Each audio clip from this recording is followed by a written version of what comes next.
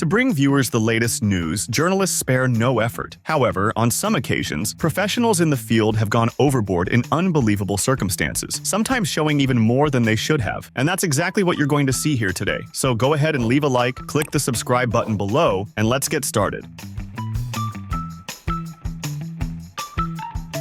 During a talk show in the United States, host Jimmy Kimmel was interviewing Dakota Johnson, the famous actress who starred in the movie 50 Shades of Grey as Anastasia Steele. However, during the chat, something unexpected happened, causing the actress quite a bit of embarrassment, as she almost revealed more than she should have on television due to a wardrobe malfunction. It turns out that the strap of her dress came loose. The design of the outfit, although very elegant, was also very delicate, with an invisible thread holding up the bust area. Realizing that one of her shoulders felt lighter than it should, Dakota quickly grabbed the strap to avoid an unpleasant exposure.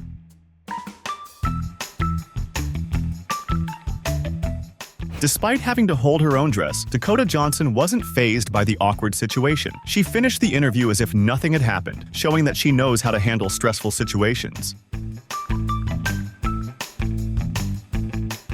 Mariana Fonty, a news anchor, committed some blunders while on air, including eating chocolate and even licking her fingers, which supposedly led to her dismissal. The gaffe occurred on December 23, 2021, when Mariana was presenting a news story about hunger in the country. Perhaps the segment stirred her own appetite, but couldn't she have waited until after work to have a snack? The footage of the journalist enjoying the chocolate lingered on television for quite some time, showing her gesturing to someone off-camera from the production team. A questão da fome hoje no Brasil, ele vem tentando colocar certas posições.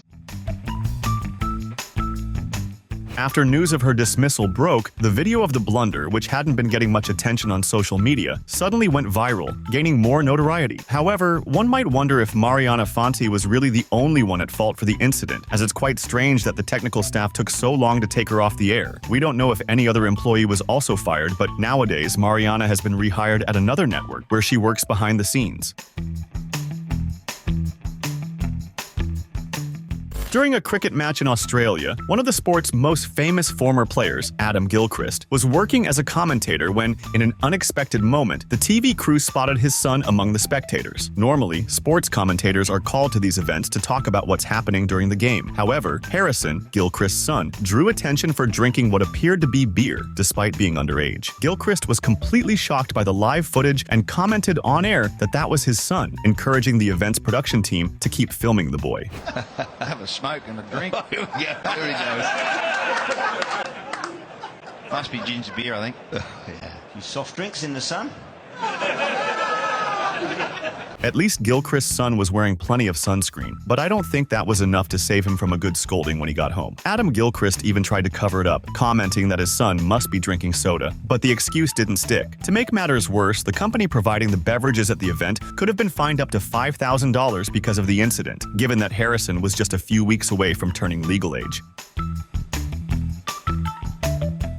A journalist from the United States, extremely dedicated to his profession, ended up crossing the line during a report while trying to exemplify something that had just become illegal in the state of New York. It might be hard to believe, but while being filmed, he ran up in front of a female pedestrian wearing a skirt and placed his cell phone near her legs, simulating an attempt to take an unauthorized photo. I don't know if you grasp what he was pretending to do, but the woman understood perfectly. In fact, his simulation was so convincing that she didn't realize the phone was actually off and, without thinking twice, slapped the journalist.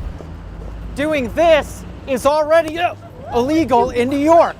She's right to do that. While making his simulation, the reporter acknowledged the woman's reaction. He explained that this kind of attempted photo had already become illegal on those streets, but another state in the country, Massachusetts, was still in the process of implementing the law. Now that's dedication to bringing the news to viewers, but next time, maybe he shouldn't go overboard if he doesn't want to get hit again.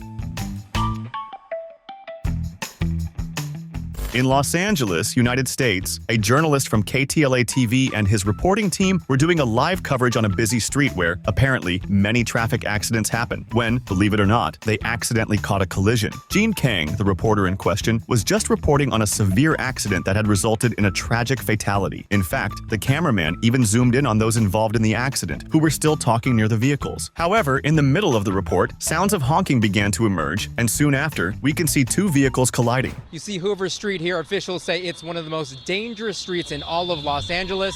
And now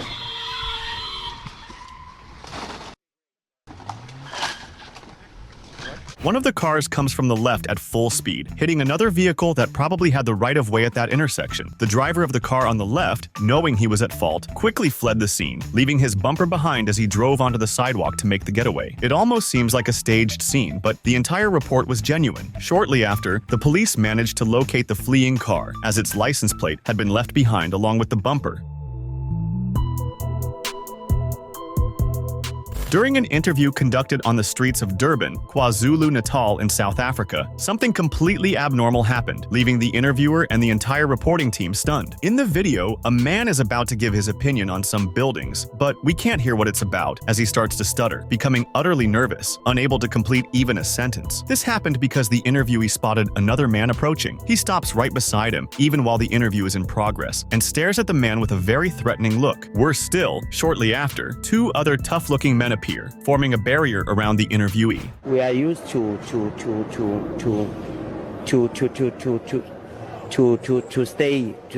stay outside. The cause of it, some of the structures, The video has been circulating on the internet with humorous captions, suggesting that the interviewed guy ran into someone he owed money to for quite some time. Despite the humorous explanations, we can't really tell what this encounter was about or what happened after the interview ended. However, it's possible that the interviewee was giving his opinion about the buildings in the area, possibly a negative one, drawing the unwanted attention of locals who protested silently.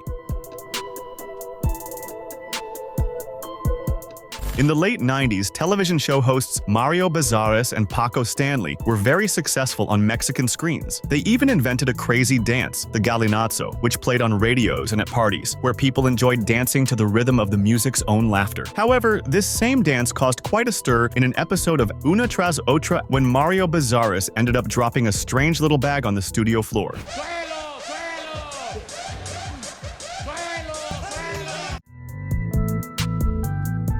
After realizing the mishap, Bezares quickly bends down to pick up the white bag, while Paco seems to want to kick the object away. Later in the dance, Bezares hands the same suspicious bag to his colleague, who, showing visible discomfort, tries to cover it up once more by shouting, "Galinazo." To this day, no one knows what was really in that bag. There are plenty of suspicions. Unfortunately, Paco passed away shortly after this program aired, and Bezares doesn't like to talk about the subject. The only time he directly responded about the object, he claimed it was a bag containing tissues. If the incident had occurred today, with more advanced cameras and high-definition broadcasts, it would probably be easier to identify the contents of that mysterious little bag. Simone Munoz, a reporter for a television network, was trying to film a segment in front of a police station when she was surprised by a lovesick maniac. The journalist is indeed a very beautiful and charismatic woman, but that shouldn't be a reason to be attacked while trying to work. But hold on, the one committing acts of love-crazed madness was actually a dog passing by. The animal didn't hold back in literally throwing himself onto Simone, who, while bursting into laughter, tried to push him away. The funniest part was when the reporter addressed the dog, saying, "Not now, sweetheart," which sent her fellow journalists into even more fits of laughter. The incident even became news on another program. Nowadays, surely no one remembers the report she was trying to film at the time, but the story of the frisky dog has been immortalized on the internet. In the year 2008, on Danish television, a bold martial artist, Thomas Alexander Dimitrievitz, promised to break 90 coconuts with his bare hands in less than 1 minute. To help him with the challenge, the TV show's production lined up the fruits on a long beam in what appeared to be a public square. Despite the rain, several spectators gathered around to watch the spectacle. The presenter, standing next to a large clock, gave the signal to start, but the karate expert couldn't break a single coconut. No.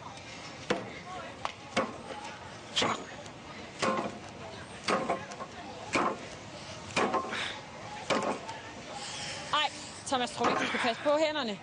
Perhaps we'll never know if Thomas was actually capable of breaking the coconuts or not, but one thing is certain, the show's production significantly hindered his performance by placing the coconuts inside a beam that seemed to be made of iron, with very rigid edges. Had the fruits been on a flat surface, it would surely have been easier to apply pressure.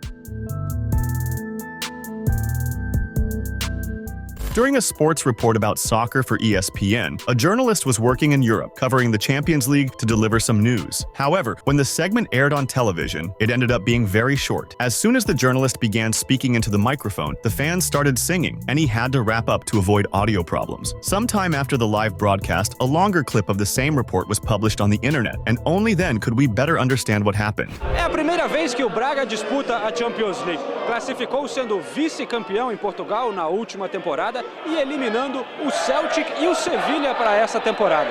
Valeu!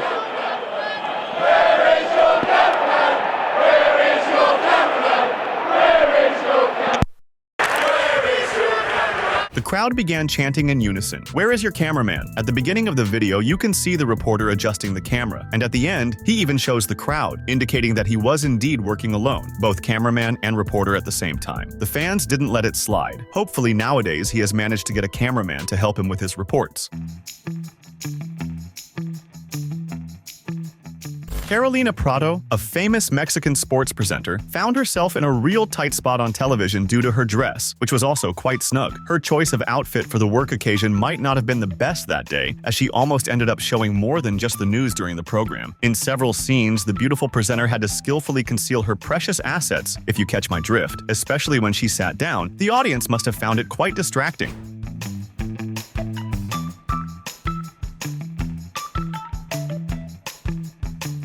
We don't know if the presenter herself chooses her outfits before leaving home or if the production team picks out her attire in the dressing room. Regardless of who is truly responsible for the dress choice, perhaps that person needs to be fired, or, according to some viewers, immediately promoted to make more executive decisions on the show. A journalist was broadcasting a rather unique report from a rural farm. She needed to talk about turkey meat, so she took the opportunity to stand among the birds to better illustrate her story. However, when she began delivering the news, she felt a discomfort in her backside. Possibly, a turkey had pecked her right in the lower regions, causing her to lose concentration. A shortage of poultry. Owen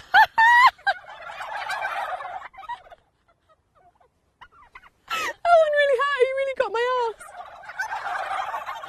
To make the situation even more hilarious, when the woman started laughing at her own embarrassment, all the turkeys around her joined in chorus, as if they were laughing at her misfortune. The report didn't serve its journalistic purpose, but it became a complete success on the internet, where it was later published.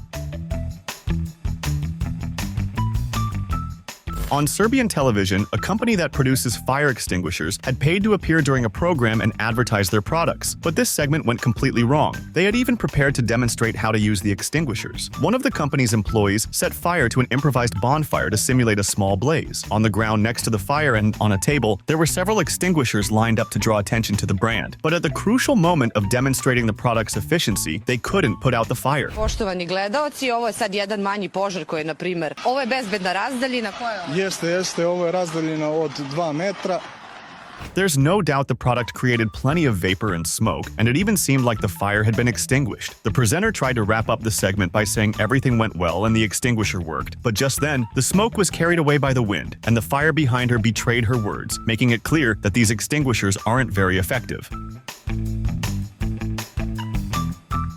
A moment that became quite embarrassing for viewers, but even more so for the news presenter, Costanza Calabrese, from an Italian network. This journalist wore a dress to do her job, and that would have been fine if not for the glass table, which, being transparent, ended up revealing what it shouldn't have. Grazie per averci seguito, una buona giornata a tutti. With the close-up shot on her face or even using the side camera, the problem isn't so evident. But when the cameraman zoomed out, it became clear that we were seeing something we shouldn't. A reporter was doing a live segment during a news broadcast and went to a farm to talk about cow's milk. Ironically, one of the cows seemed to be quite thirsty, as it targeted a very specific area of the reporter. The incident occurred right at the end of this segment, but it was still possible to see the woman's shocked expression when she felt the cow's tongue. It's difficult for the small farmer to do so. If that's your kind of thing, Maria, you love doing it yourself. Good morning, everyone.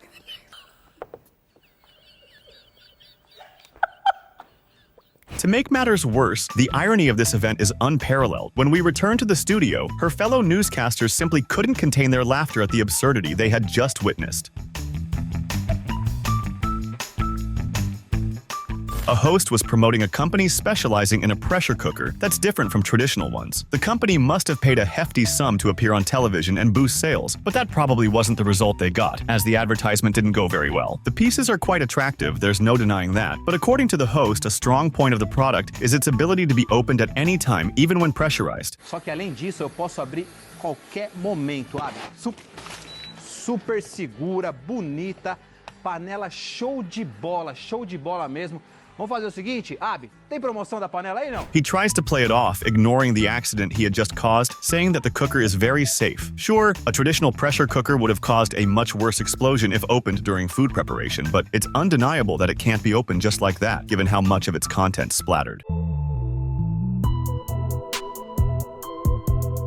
On a British morning show, a journalist was talking with a botanist who was about to present his ongoing work of over 5 years on a unique, carefully genetically modified plant. The problem is that the clumsy reporter ended up committing a major blunder by knocking over the pot while inspecting the plant. Can't cope with the weather you've just been describing, which is why they're in this house protected. But a very special plant I want to share with you this morning. Absolutely.